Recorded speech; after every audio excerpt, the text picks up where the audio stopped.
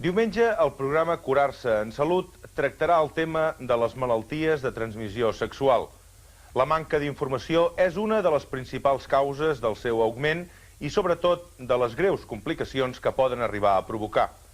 Després podran veure com JR i el seu germà Bobby tornen a barallar-se pel control de la companyia Ewing. I a 11:15, l'esportiu Gol a Gol.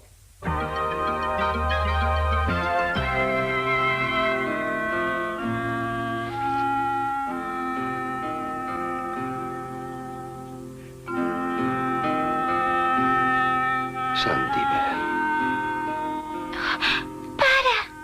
Has passat aquí tota la nit. No t'amoïnis. T'estic molt agraït, filla meva. No, per què? Tenia por que et morissis, però també confiava. Ara no em puc morir, Sandibel. O vols?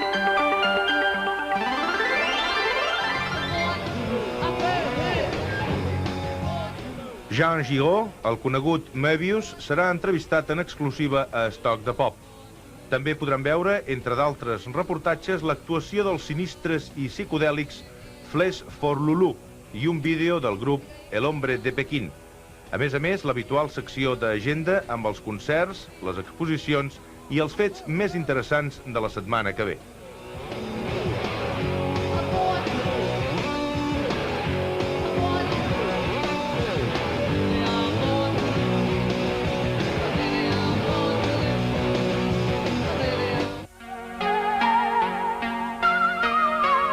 Què li passa? Doncs miri, he tingut un contacte sospitós. Els contactes sexuals ho són tots sospitosos, si no és que es tracta d'una parella sexual que es guarden mútua infidelitat. El primer punt del diagnòstic de les malalties de transmissió sexual és l'interrogatori. Així, el metge pot saber quan ha començat exactament la malaltia i les seves característiques.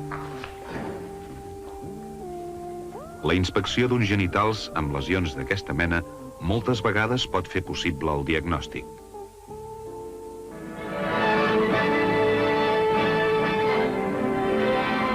No oblidaré mai el que li has fet al meu fill.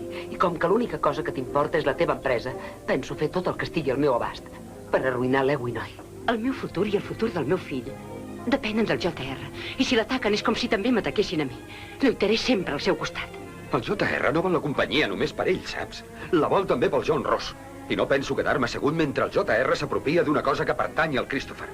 Tinc el pressentiment que hi ha una tropa mobilitzant-se contra mi.